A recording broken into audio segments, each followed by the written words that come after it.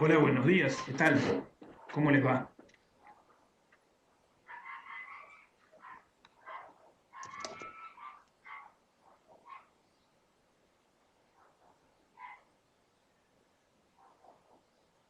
Hola, buen día. Hola, buen día, profe. Vamos a hacer una pequeña clase de repaso. Quería consultarles. ¿Ustedes los que están presentes hoy van a rendir el diciembre?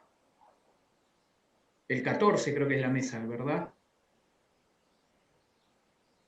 ¿O es probable que rindan? Les pido que agreguen apellido de nombre y legajo y si van a rendir, que me pongan diciembre o febrero. Si piensan que van a rendir, aunque no rindan, ¿no? Si puede, si existe la posibilidad de que puedan rendir, pónganme diciembre o febrero si es que piensan que van a rendir en diciembre o febrero. Si no, no se preocupen. Hoy es una clase de repaso nada más. Vamos a ver algunas preguntas que suelen tomarse en el final. Les voy a comentar algunas, vamos a verlas algunas entre todos. Les voy a compartir pantalla.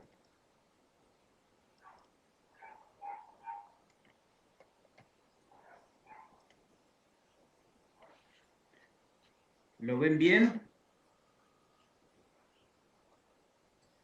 Sí, profe.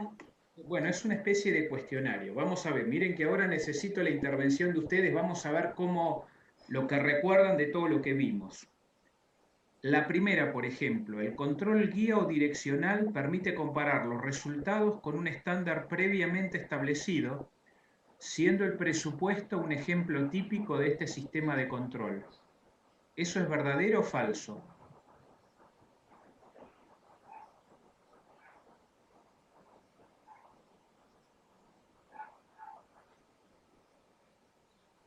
Recuerden que lo comentamos en las últimas clases. Esto lo van a encontrar en Ramírez Padilla, que habla de los distintos tipos de control. El control guía o direccional es un control que se desarrolla antes de la acción. El control guía o direccional, nosotros dijimos que es el que, por ejemplo, se desarrolla cuando vimos dentro de las primeras clases lo que era, se acuerdan, el proceso de análisis de problemas potenciales. Era analizar todo lo malo que podía pasar en un curso de acción y estudiar qué medidas podían tomarse respecto a qué podemos hacer ahora, qué podemos planificar, qué medidas de tipo, ¿se acuerdan? Acciones preventivas o contingentes podíamos desarrollar para el caso de que eventualmente surgiera alguna de las amenazas o problemas potenciales que pudieran surgir. Habíamos hablado que ese proceso es asimilable, por ejemplo, al que desarrollan en la NASA para mandar un cohete al espacio. O sea, hay que prever todas las situaciones antes de que se inicie la acción específicamente y estar listo y preparado para cualquier situación. Eso es control antes de la acción y eso es control guía o direccional. En cambio, el control presupuestario es un control que se hace después de la acción. Yo comparo el objetivo, el estándar establecido con lo que había previsto, con la realidad. Ese es un control después de la acción, o sea, no es un control guía o direccional. El control guía o direccional es un control que se desarrolla antes de la acción. La segunda, las variaciones entre el presupuesto y lo realmente obtenido representan información por excepción. ¿Verdadero o falso? ¿Qué me dicen ustedes? ¿Qué les No, parece? no necesariamente. Muy bien, es falso, porque no todas las variaciones entre el presupuesto y lo realmente obtenido representan información por excepción. Únicamente las variaciones significativas. Yo me voy a concentrar, y ese es el principio de excepción, en el análisis de las causas de las variaciones significativas, no en el análisis de las causas de aquellas cosas que no variaron o de las variaciones que no son significativas. Normalmente la mayoría de las partidas varían cuando se trabaja con presupuesto, pero también solo unas pocas en general son las que varían de manera significativa. Recuerden que es la empresa la que tiene que establecer parámetros de significatividad que pueden ser distintos de acuerdo a, entre otras cosas, las estrategias de la empresa, las maneras de competir. Hay algunas partidas sobre las cuales se puede aceptar alguna medida de variación más amplia que otras. La tercera, los centros de inversión son los únicos que permiten medir la forma en que se han manejado los activos o recursos asignados. ¿Es verdadero o falso? ¿Qué les parece?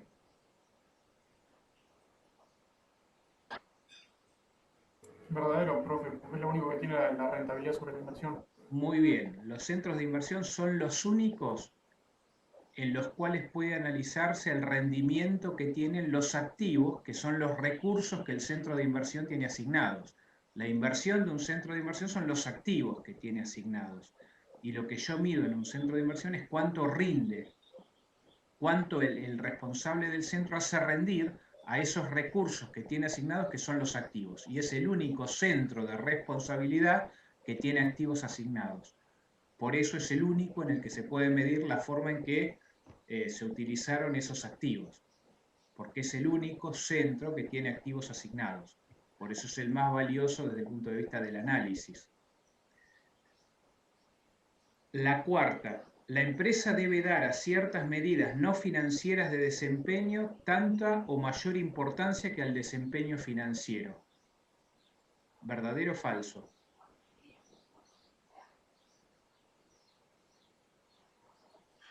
Falsa, ninguna tiene que superar a la otra.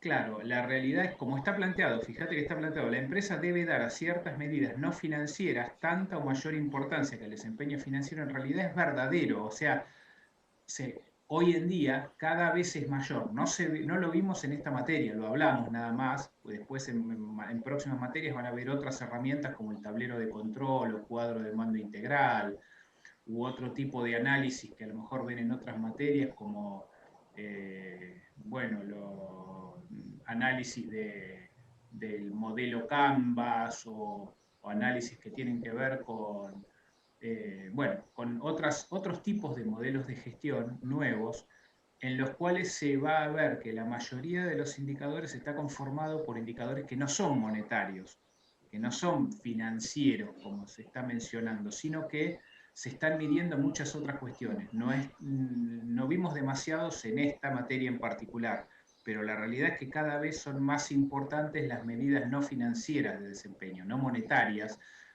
medidas que tienen que ver con la satisfacción de los clientes, con la productividad y la calidad de los procesos que se desarrollan dentro de la empresa, con la satisfacción de los empleados y otro tipo de medidas por el estilo que en realidad reflejan si lo que estamos haciendo bien, lo estamos haciendo bien y nos permite analizar si las cosas las vamos haciendo bien antes de que eso se transforme en resultados monetarios que no nos gustan, en problemas financieros que no nos gustan. Cuando uno mide las ventas, la rentabilidad, uno ya está midiendo lo que ya pasó, es un efecto. En cambio, midiendo algunas variables que no son financieras, yo puedo concentrarme en la causa, en el por qué, y puedo corregirlo antes de si las cosas no se están haciendo bien, antes de que eso se traduzca en problemas monetarios o financieros.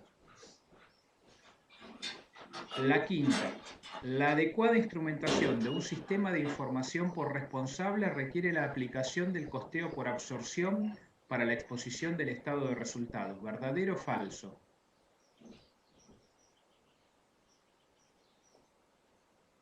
¿Qué les parece a ustedes? Recuerden que estamos hablando, cuando hablamos de sistema de información por responsables, de contabilidad gerencial. O sea, no es algo que es obligatorio que deba exhibir a terceros. Es algo interno para la toma de decisiones, de utilidad para la toma de decisiones. Recuerden que habíamos dicho que es clave y esencial, de hecho es una de las ideas básicas de la contabilidad de eficiencia, según Bayer, contribución marginal y costos incrementales, que nos conviene trabajar, que necesitamos trabajar siempre con la metodología del costeo directo o variable en la exposición del estado de resultados. Podemos trabajar con el costeo por absorción, que es el que se utiliza para la presentación de estados contables, donde deducimos de las ventas todos los costos de producción, tanto fijos como variables. En el costeo directo o variable solo deducimos del costo de las ventas los costos de producción variables y los costos fijos los consideramos gastos del periodo. La realidad es que esta clasificación entre costos fijos y variables es la única que nos va a permitir después comparar, usar lo que se llama los presupuestos flexibles o variables, comparar los datos presupuestados con los datos reales, pero con medidas comparables. Si nosotros tenemos un presupuesto para una producción y venta de 100.000 unidades y la producción y venta fue de 80 o de 120, no podemos comparar el 100 directamente con el 80 o con el 120. Tenemos que ajustar ese presupuesto. Bueno, ese de 100, ¿cómo hubiera sido en 80? Los costos fijos hubieran sido iguales, pero los variables, en vez de vincularse a 100, tendrían que vincularse a 80 o a 120. Entonces, ojo con esto, es muy importante en la implementación del sistema de información por responsables la utilización de costeo directo variable. También puedo usar el costeo por absorción para la exposición del estado de resultados, como quedaría si, por ejemplo, quiero armar el estado de resultados proyectado. Pero es esencial esta clasificación de todos los costos y gastos de la empresa por área de responsabilidad entre fijos y variables. Y en aquellos que son semivariables, separar la parte fija y variable. Y trabajar con costeo directo o variable. Recuerden acá, y esto mírenlo bien, léanlo bien, el tema de las ideas básicas de la contabilidad de eficiencia, que es un tema clave de Bayer, y en este caso particular estamos hablando de la idea básica contribución marginal y costos incrementales. La 6. El plan de cuentas de una empresa que utiliza contabilidad por áreas de responsabilidad debe incluir un sistema de codificación que permita la identificación de cada una de las áreas de responsabilidad de la organización. ¿Verdadero o falso?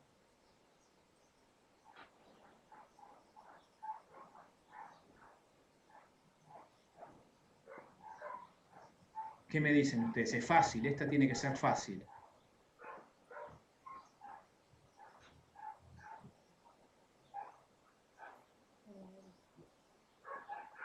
¿Qué les parece?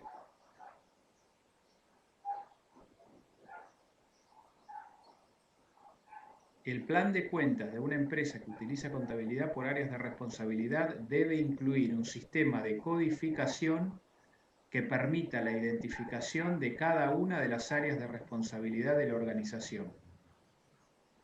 Eso es verdadero, es indispensable para poder después comparar lo presupuestado con lo real, que todas las partidas, que cada imputación contable refleje a qué área de responsabilidad corresponde, que pueda generar información por área de responsabilidad, para después trabajar con análisis por áreas de responsabilidad.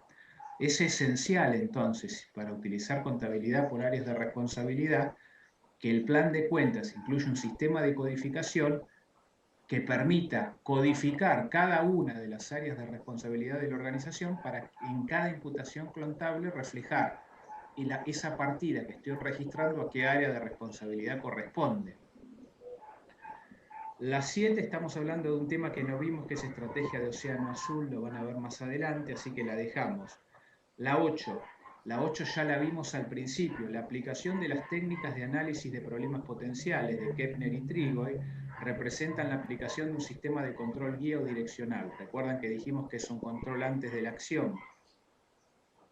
Recuerden, en este caso que vimos al principio de la cursada, los procesos decisorios para trabajar en equipo, a una distancia, pero sobre una técnica informativa común, como el análisis de problemas, el análisis de decisiones y el análisis de problemas potenciales, de Kepner y Trigoe.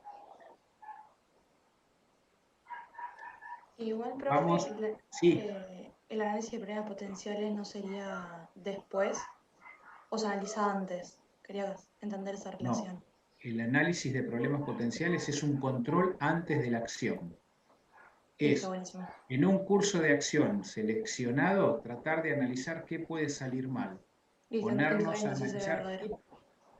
Claro, en este Genial. caso es verdadero. La aplicación de las técnicas de análisis de problemas potenciales representan la aplicación de un sistema de control guía o direccional. Eso es absolutamente verdadero. Gracias. La 9, bueno, la 9 no tiene que ver específicamente con la materia, pero la 10 sí.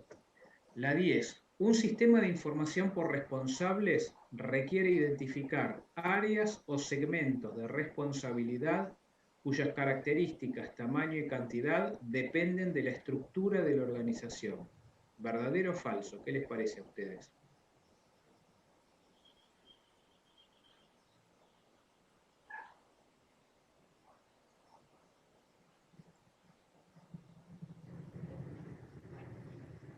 Un sistema de información por responsables requiere identificar áreas o segmentos de responsabilidad cuyas características, tamaño y cantidad dependen de la estructura de la organización. ¿Verdadero o falso?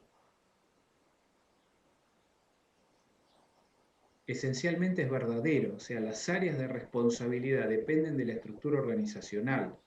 Puedo hablar de un área más grande que involucra a otras porque es un centro de utilidad, un centro de inversión, o puedo hablar de centros de costos, centros de gastos discrecionales, centros de ingresos en menor jerarquía, pero todas dependen de la estructura organizacional elegida, que a su vez depende de la estrategia que cada empresa elija. Cada empresa define su estrategia y en función a eso la estructura que más le conviene.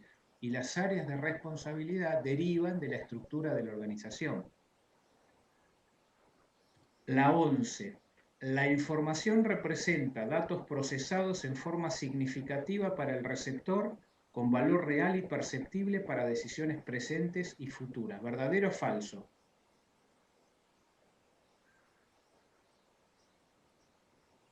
¿Qué les parece? Digan ustedes qué les parece.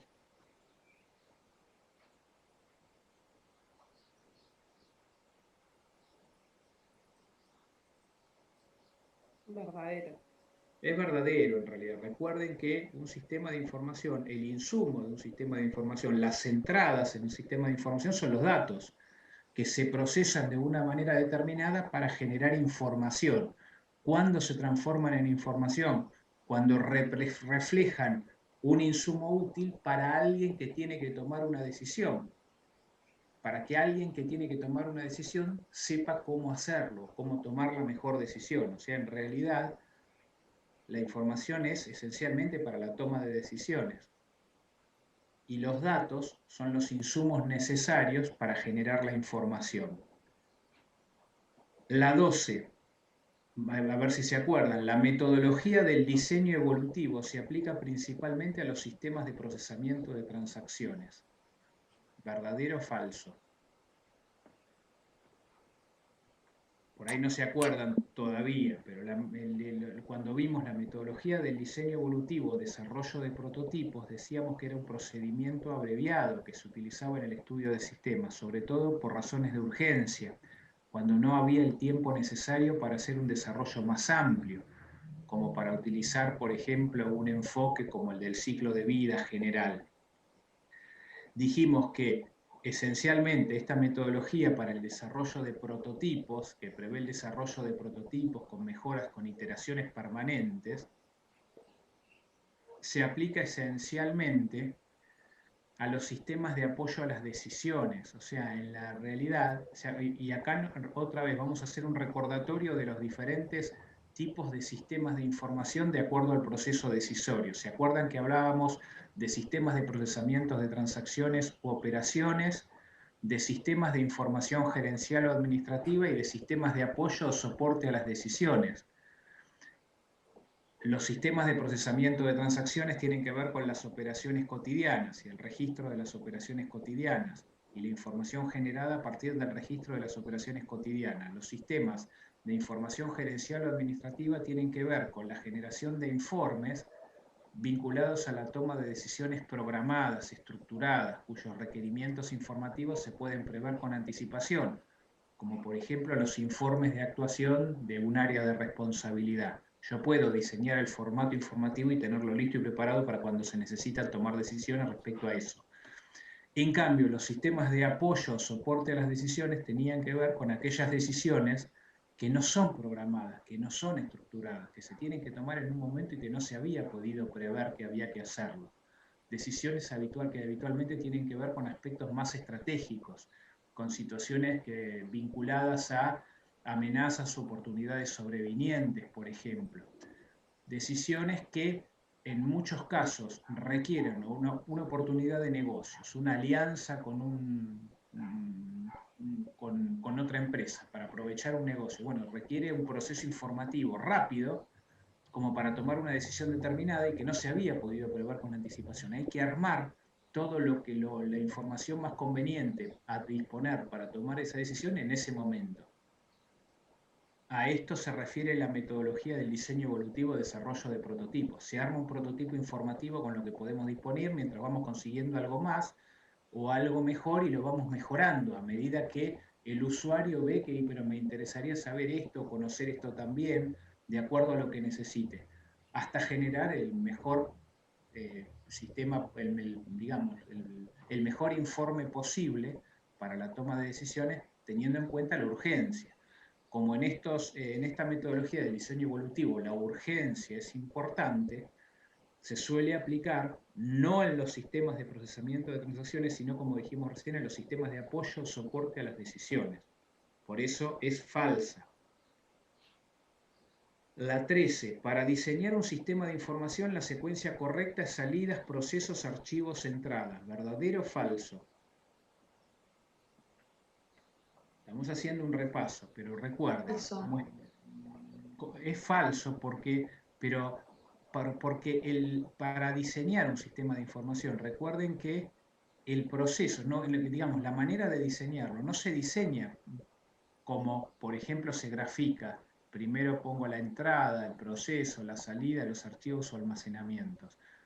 En realidad, cuando diseño un sistema de información nuevo o uno mejorado, arranco por las salidas. Lo primero que diseño son las salidas. Recuerden que esto era importante para entender por qué se estudiaban estos temas dentro de esta materia y de la carrera de contador. Porque en cualquier sistema informativo que se utilice en cualquier organización, los que estamos en mejores condiciones de definir cuáles son los informes que vamos a necesitar, tanto para las operaciones cotidianas como para cualquier tipo de toma de decisiones dentro de la empresa, somos nosotros los contadores, por la capacitación y experiencia que tenemos. Bueno, esencialmente la capacitación profesional inicialmente. No hay otro profesional que conozca la situación de una empresa y las decisiones que necesitan tomarse como nosotros, sobre todo por lo que se ve durante la carrera.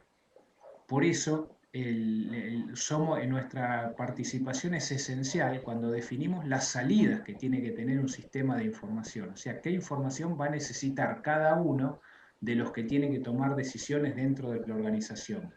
Después de definirse las salidas, lo que hay que diseñar, el segundo paso del diseño es diseñar las entradas. O sea, para obtener las salidas informativas que necesito, yo necesito que todos los datos que van a participar de ese informe final entren al sistema, o sea, sean entradas al sistema. Ahí también intervenimos, decimos, bueno, necesitamos este dato. Yo siempre voy a tener que saber, si quiero ver qué precio voy a fijar, los precios de la competencia. Entonces voy a tener que cargar siempre los precios de la competencia, además de los datos de las operaciones cotidianas. Todo lo que necesite adicionalmente cargar, porque puede ser útil para la toma de decisiones, tengo que prever que ingrese al sistema.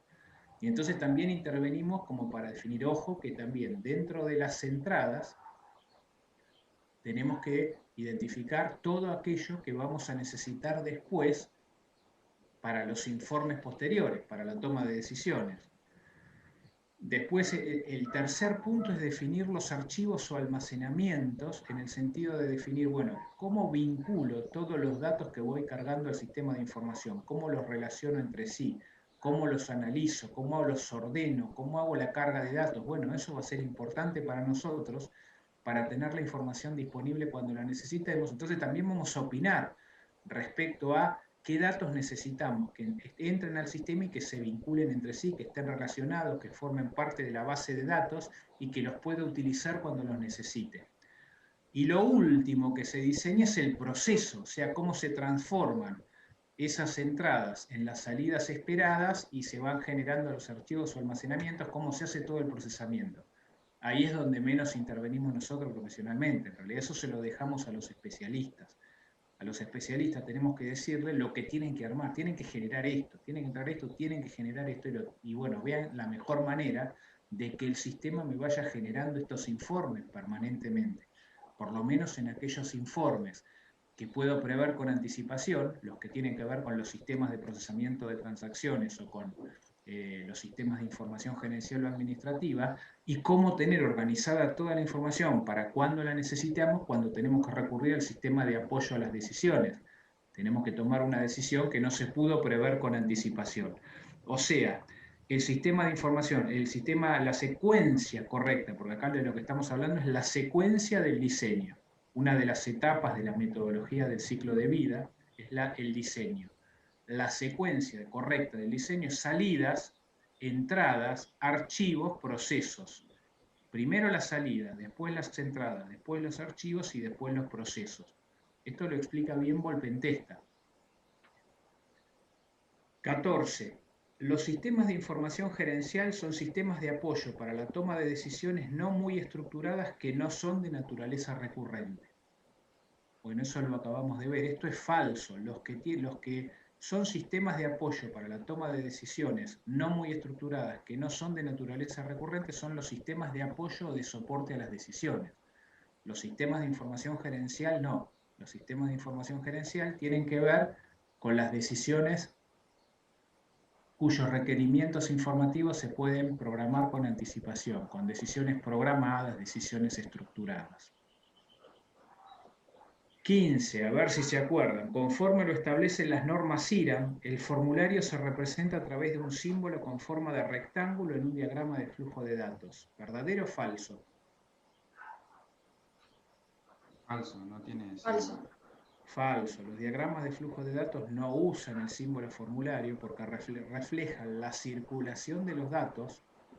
Yo veo qué datos circulan en el sistema, pero de un modo, digamos, de un modo genérico, sin medir la manera física en que esos datos circulan por el sistema. Yo analizo la circulación de los datos, el movimiento, todos los datos que participan en el sistema de información, pero no veo la manera física en que eso se implementa. Eso lo veo a través de otras herramientas, entre ellas otro tipo de diagramas como los cursogramas.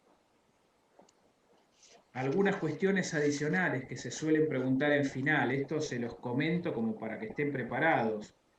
Bueno, el criterio de evaluación de activos en un centro de inversión, acuérdense que es el único centro que permite evaluar, como dijimos hoy, cómo se utilizaron los activos asignados, que son los recursos que tiene asignados un centro de inversión, y se miden a través de la tasa de rendimiento de la inversión, que a su vez puedo subdividirla en margen por rotación, ¿se acuerdan? Margen de ventas por rotación de activos, o a través de la utilidad residual, que consistía en, recuerdan, la comparación de la utilidad generada por el centro con una utilidad mínima esperada, que consiste en aplicar un interés al activo que tiene asignado el centro, que representa el rendimiento mínimo esperado.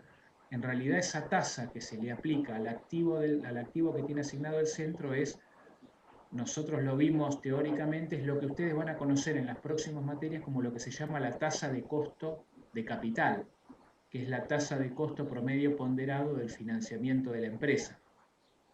No importa tanto el origen, pero lo que sí es importante es que ustedes sepan que la metodología de la utilidad residual determina la utilidad residual, que es la diferencia entre la utilidad generada por el centro y la utilidad mínima esperada, que surge de la aplicación de un interés sobre una tasa de interés sobre los activos o recursos que se está utilizando, que ese centro de inversión está utilizando y que representan lo que a la empresa le cuestan esos recursos, o sea, lo que le costó el activo.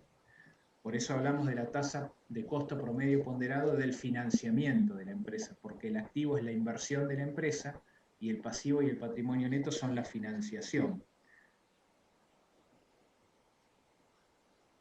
Bueno, ¿se acuerdan que hablamos un poquito? Acuérdense principalmente de qué son bueno, los ERP, los CRM y los SCM. ¿Se acuerdan cuando hablamos de sistemas integrados?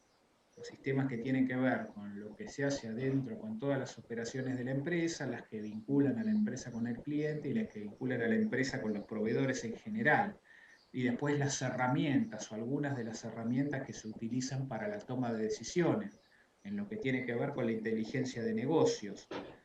Recuerden lo que vimos respecto a que toda empresa que quiera, esto es opcional, voluntario por parte de las empresas, pero si quieren presentar información por segmento junto a los estados contables, debe hacerlo en base a las pautas establecidas por la RT 18 en el anexo Información por segmento. Entonces tienen que conocer el anexo, recuerden la clasificación de segmentos en segmentos de negocios o geográficos, primarios o secundarios, y las cosas que había que informar como mínimo para cada segmento. Recuerden el tema de valor de la información, otro tema que se suele preguntar mucho. Recuerden ahí, lo más importante del tema es que recuerden que la manera de entender en el proceso de medir cuánto ayuda la información, cuánto valor genera la información, tenía que ver en que al recibir la información en el modelo propuesto por Bertoletti, que lo representaba o lo reflejaba a través de una matriz donde vinculaba, recuerda, las alternativas con los diferentes escenarios o estados del suceso, la información lo que me permitía es asignar probabilidades de ocurrencia a las variables que conforman el escenario o los estados del suceso, o sea, me permitían definir cuál iba a ser el escenario en un grado de probabilidad. Y después, ¿se acuerdan que se usaba el criterio decisional del valor esperado? Al mejorar la probabilidad de ocurrencia de las diferentes variables que conforman el escenario a partir de la información, yo podía mejorar el valor esperado de mi decisión. Y esa era una de las maneras en que podía medirse, por ejemplo, cuánto agrega de valor la información. Medirse el valor de la información de manera cuantitativa. Recuerden de ver esta parte de la ficha de Bertoletti y los diferentes principios relacionados con el valor de la información, que son las conclusiones a las que llega Bertoletti después de usar ese criterio. Bueno, algunas herramientas que se usan en el análisis de sistemas, por ejemplo, además de los diagramas, que se acuerden lo que es diagrama de flujo de datos, cursogramas, no descuiden algunas herramientas que tienen que conocer, por ejemplo, las tablas de decisión, la técnica del interrogatorio en lo que tiene que ver con el análisis de sistemas.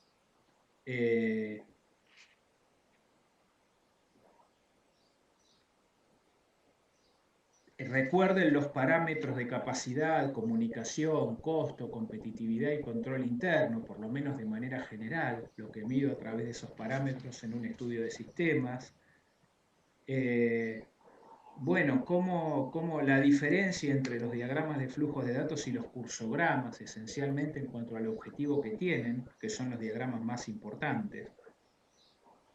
Bueno, las ideas básicas de la contabilidad de eficiencia, todas, el tema de Bayer, la recomendé también, recuerden el capítulo 2 del libro Presupuestos, Planificación y Control de Welch. Bueno, acá le dimos una recorrida de algunas cosas que suelen tomarse en los exámenes finales. No son las únicas, pero sí dimos un pantallazo importante de cosas que se suelen tomar, los diferentes tipos de centros de responsabilidad. Bueno, algunas cuestiones que tienen alguna duda respecto a cualquiera de los temas que hayamos visto que les parezca importante que veamos.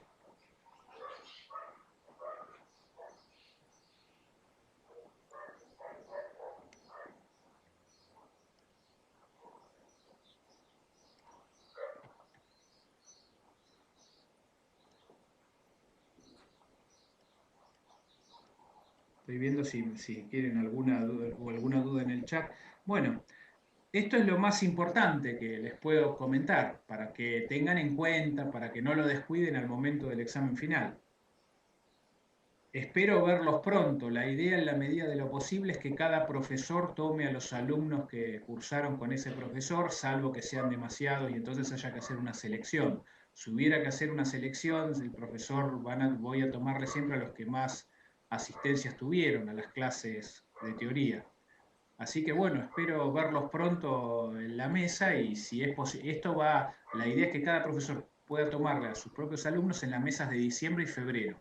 Ya de ahí en adelante no, de ahí en adelante puede ser para cualquiera, pero bueno, esto vamos a tratar de hacerlo. Y en tanto y en cuanto no haya demasiados alumnos para un profesor y pocos para los demás, porque en ese caso van a tener prioridad para rendir con el profesor con el que cursaron los que más asistencias tuvieron. Bueno, espero que les haya sido útil la cursada, que se haya entendido bien y les agradezco y espero verlos pronto en la mesa de finales, que prueben, que terminen aprobando todo lo que tiene que ver con la práctica bien y que puedan rendirlo pronto, que puedan dar pronto el examen final. Bárbara, profe, muchas gracias. A mí lo que me pasa por ahí es que estoy con Conta 3 todavía.